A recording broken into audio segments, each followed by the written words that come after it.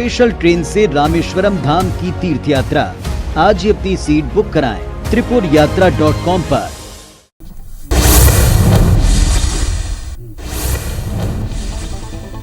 नमस्कार, आईबीसी 24 के इस खास बुलेटिन में आपका बहुत बहुत स्वागत है। मैं हूं आपके साथ संस्कृति जैन। नमस्कार, मैं हूं आप सभी के साथ आकांक्षा पांडे। तो 20 मिनट में छत्तीसगढ़ मध्य प्रदेश की 100 बड़ी खबरें हम आपको दिखाएंगे। चाहे आप छत्तीसगढ़ के हो या फिर मध्य प्रदेश के हर शहर की बड़ी खबर इस बुलेटिन में दिखाएंगे फास्ट अंदाज में। जी हाँ, बिल्कुल, आपके शहर की हर खबर सिर्फ आईबीसी 24 पर। तो फटाफट अंदाज में आइए देखते हैं सिर्फ 20 मिनट में 100 खबर। इससे नहीं छूटेगी किसी भी शहर की कोई खबर।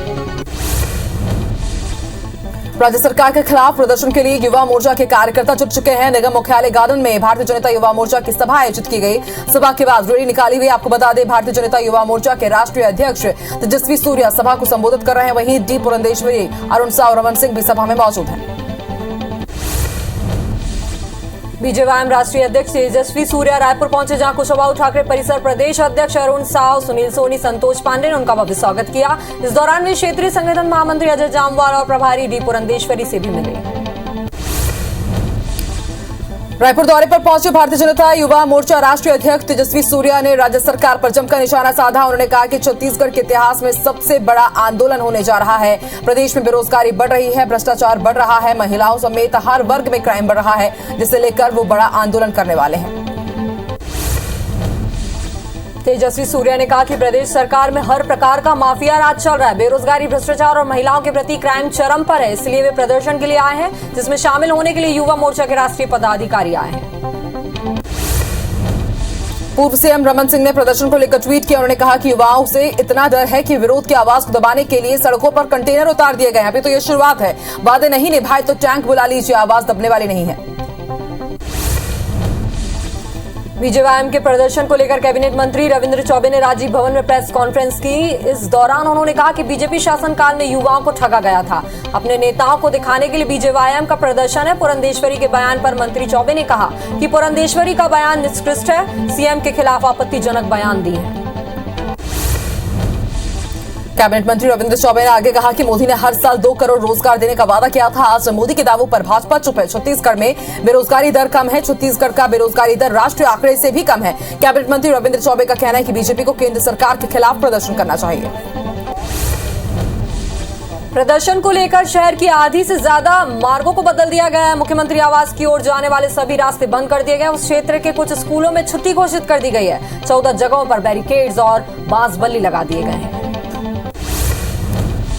इस प्रदर्शन को देखते हुए 3000 से ज्यादा पुलिस अधिकारी और जवानों की ड्यूटी लगाई गई है। इन सभी को सुबह 9 बजे से ही तैनात कर दिया गया। साथ ही अलर्ट मोड पर रहने के लिए कहा गया है।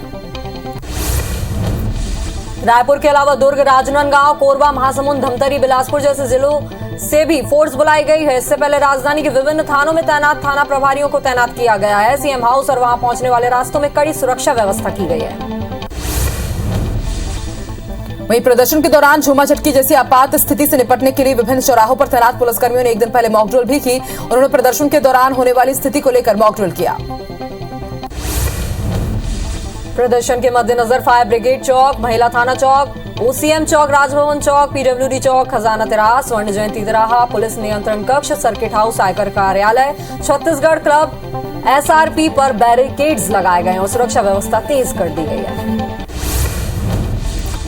भाजपा प्रदेश प्रभारी डी पुरंदेश्वरी के सीएम को लेकर दिए गए बयान पर कांग्रेस हमलावर है। इस बयान के विरोध में कल शाम रायपुर के जयस्तंभ चौक में युवा कांग्रेस कार्यकर्ताओं ने डी पुरंदेश्वरी का पुतला फूंका। वहीं पुरंदेश्वरी के बयान के सामने आने के बाद उन्होंने इसे राज्य की जनता का अपमान बताया है। माफी मांगने की भी मांग की गई है। सीएम के खिलाफ विवादित बयान का आरोप लगाकर युवा कांग्रेस ने बीजेपी की प्रदेश प्रभारी डी पुरंदेश्वरी का पुतला दहन किया। रायपुर पहुंची पुरंदेश्वरी ने कहा था कि सीएम भूपेश को सच नहीं बोलने का श्राप मिला हुआ है, लिहाजा वो हमेशा झूठ ही बोलते हैं। केंद्र कर्मचारियों के समान वेतनमान की मांग को लेकर प्रदेश के सरकारी कर्मचारियों की हड़ताल जारी है। प्रदेश भर में आज उनके इस प्रदर्शन का तीसरा दिन है। आपको बता दें, प्रदेश भर के जिला मुख्यालय में कर्मचारियों ने अपनी मांग के समर्थन में धरना दिया। राजधानी में भी कर्मचारी संगठनों के पदाधिकारी और कर्मचारी धरने पर बैठे रहे।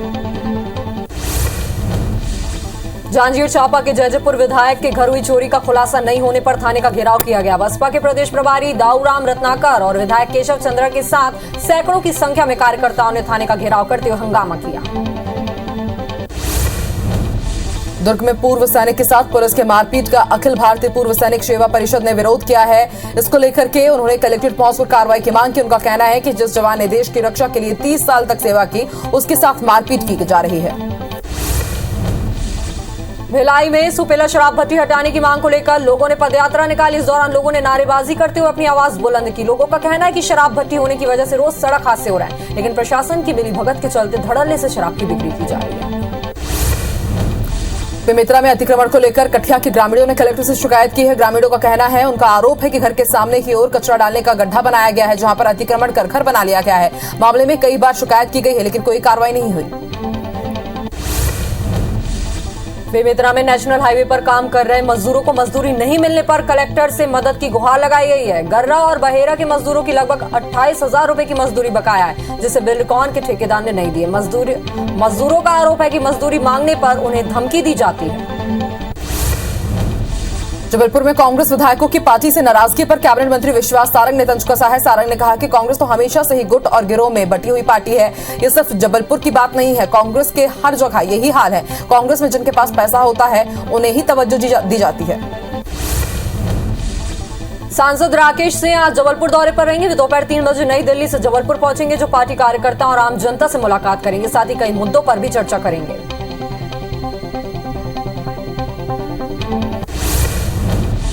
इंदौर में 27 अगस्त को रोजगार दिवस कार्यक्रम का आयोजन होगा, जिसमें सीएम शिवराज सिंह चौहान भी शामिल होंगे। इस दौरान सीएम 4 जिलों के हितग्राहियों से वर्चुअली संवाद करेंगे। प्रदेश के सभी जिला मुख्यालय पर जिला स्तरीय कार्यक्रम होगा। बता दें कि पहले रोजगार दिवस कार्यक्रम ग्वालियर में होने वाला था। गृह मंत्री नरोत्तम मिश्रा ने कैलाश विजयवर्गीय और ज्योतिरादित्य सिंधिया की मुलाकात को लेकर कहा कि दोनों पार्टी के वरिष्ठ नेता हैं। परस्पर मुलाकातों का दौर नेताओं में जारी रहता है। उन्होंने दोनों की मुलाकात से किसी भी तरह की नई राजनीतिक परिस्थितियां बनने से इनकार किया है।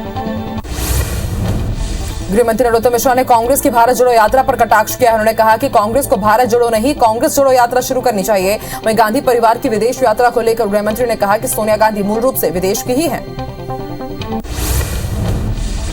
सीएम शिवराज सिंह चौहान ने प्रभावित क्षेत्रों में नदियों के जल स्तर और बांधों को लेकर समीक्षा बैठक की। इस दौरान उन्होंने पानी उतरने के बाद क्षेत्रों में व्यवस्थाओं को सुनिश्चित करने के निर्देश दिए। साथ ही युद्ध स्तर पर काम करने, पेयजल की आपूर्ति सुनिश्चित करने और बिजली आपूर्ति बहाल करने के भी निर्देश दिए।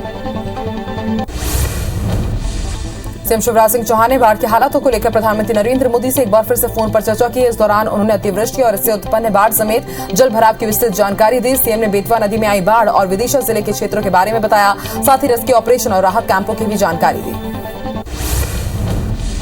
सीएम शिवराज सिंह चौहान ने प्रधानमंत्री नरेंद्र मोदी को धन्यवाद किया है। उन्होंने आर्मी एनडीआरएफ की तुरंत मदद पहुंचाने के लिए पीएम का आभार जताया। साथ ही मुख्यमंत्री ने अतिवृष्टि से प्रभावित जिलों की दी जानकारी पीएम मोदी को भी दी।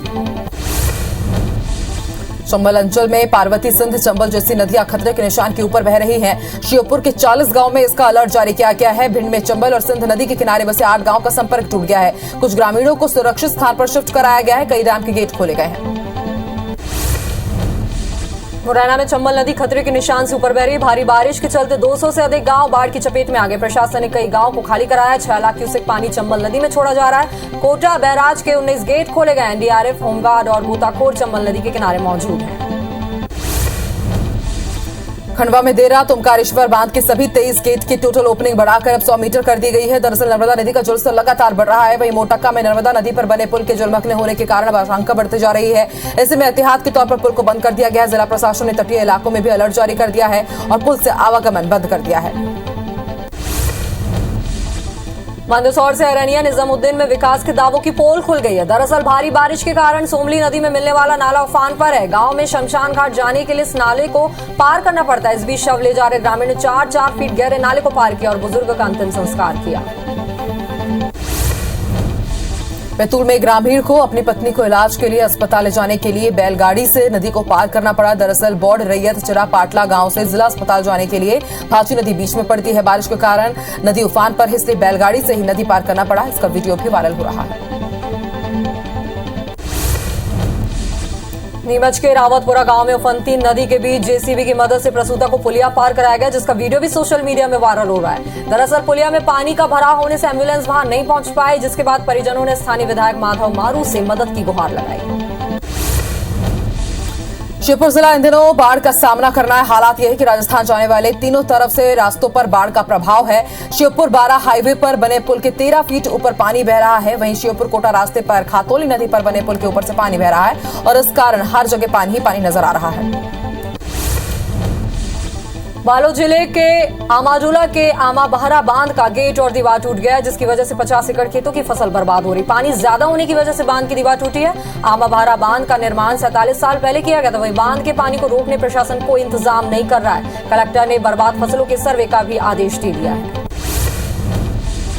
भारी बारिश के कारण राजधानी भोपाल में जलभराव की स्थिति बन गई है। नालों पर अतिक्रमण जलभराव के कारण ही बन रहा है। वहीं भोपाल के प्रभारी मंत्री भूपेंद्र सिंह ने कब्जे हटाने के निर्देश दिए हैं। मंत्री नगर ने जिला प्रशासन को निर्देश जारी किए। खरगोन के ऊपरी हिस्सों में भारी बारिश और बांधों को लेकर अलर्ट जारी किया गया। दरअसल गेट खोलने के कारण नर्मदा नदी का जल स्तर बढ़ रहा है। घाट पर मंदिर भी जलमग्न हो गए हैं। रात को नर्मदा मार्ग तक पानी पहुंच गया था। वहीं प्रशासन भी अलर्ट मोड में नजर आ रहा है। विदिशा जिले में बाढ़ से हालात बेकाबू हो चुके हैं। बेतवा नदी उफान पर है, जिसको लेकर लोग अब पूजा पाठ का भी सहारा ले रहे हैं। लोगों ने बेतवा नदी के रौद्र रूप को शांत करने के लिए चुनरी चढ़ाई। इसके अलावा कई लोग पूजा पाठ कर बेतवा मैया को मनाने की कोशिश करते नजर आए। मध्य प्रदेश में लोगों को तेज बारिश से राहत मिली। हालांकि मौसम विभाग ने आज भी 4 जिलों में भारी बारिश का येलो अलर्ट जारी किया। धार, अलीराजपुर, झाबुआ और रतलाम में भारी बारिश की संभावना है। 24 घंटे के दौरान दक्षिण पश्चिमी मध्य प्रदेश में भारी बारिश हो सकती है। वहीं कई जगहों पर हल्की से मध्यम बारिश के साथ ही गरज चमक के आसार जताए गए हैं।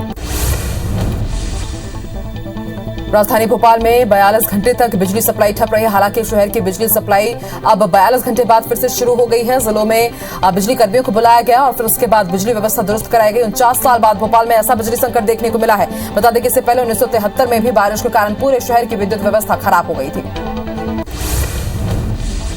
यूपी से जून जुलाई 2019 में भीख मांगने के लिए छत्तीसगढ़ लाए गए 2 हाथियों के मामले को लेकर बिलासपुर हाईकोर्ट में जनहित याचिका दायर की गई, जिसमें सुनवाई के बाद कोर्ट ने प्रधान मुख्य वन संरक्षक, रायपुर वन मंडल अधिकारी, अनुविभागीय अधिकारी, रेंज ऑफिसर, हाथी के मालिक और हाथी संबंधित केवला शंकर चैरिटेबल ट्रस्ट को नोटिस जारी किया। साथ ही 6 हफ्ते के अंदर जवाब मांगा है। सहायक शिक्षक मामले में सुनवाई करते हुए बिलासपुर हाईकोर्ट ने सभी याचिकाओं को खारिज कर दिया है। कोर्ट ने कहा कि राज्य की ओर से संविधान के तहत बनाए गए नियम सभी पर लागू होते हैं, इसलिए न्यूनतम योग्यता में कोई छूट नहीं दी जा सकती। कोर्ट ने कहा कि न्यूनतम योग्यता के नियम बनाए गए हैं, उन्हें चुनौती नहीं दी जा सकती।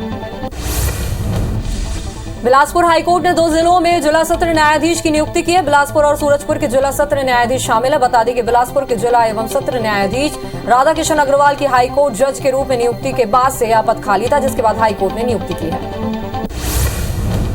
छत्तीसगढ़ हाईकोर्ट के स्टे के बाद लोमी नगर पंचायत अध्यक्ष के खिलाफ अविश्वास प्रस्ताव सम्मेलन स्थगित कर दिया गया। कलेक्टर ने आदेश जारी किए। आज अविश्वास प्रस्ताव सम्मेलन होना था। नगर पंचायत अध्यक्ष अंकिता रवि शुक्ला के खिलाफ 5 बीजेपी पार्षदों ने अविश्वास प्रस्ताव लगाया था। ग्वालियर जिला कोर्ट ने बीएसपी के पूर्व विधायक को 6 महीने की सजा सुनाई है। जिला कोर्ट ने चिटफंड कंपनी के मामले में सजा सुनाई। बता दें कि बनवारी लाल कुशवाहा धौलपुर से पूर्व विधायक हैं, जिन पर चिटफंड कंपनी से संबंधित मामले दर्ज हैं। निरीक्षण पर निकले भिलाई आयुक्त ने शासकीय स्थानों पर फिल्मी पोस्टर और दुकानों के प्रचार स्टैंड को देखकर नाराजगी जताई। इस दौरान उन्होंने विज्ञापन चस्पा करने वालों को नोटिस जारी करने के साथ ही ये भी निर्देश दिए हैं कि उन पर चालानी कार्रवाई की जाए। ग्वालियर में अब सोशल मीडिया के किसी भी प्लेटफॉर्म पर आपत्तिजनक या धार्मिक भावनाएं भड़काने वाली पोस्ट करने वालों पर कड़ी कार्रवाई होगी। आने वाले समय में त्योहारों को देखते हुए कलेक्टर ने ग्वालियर में धारा 144 लगाने का आदेश जारी किया है। इसके बाद भी इस तरह की भड़काऊ पोस्ट डाली जाती है तो पोस्ट करने वाले को जेल जाना पड़ सकता है।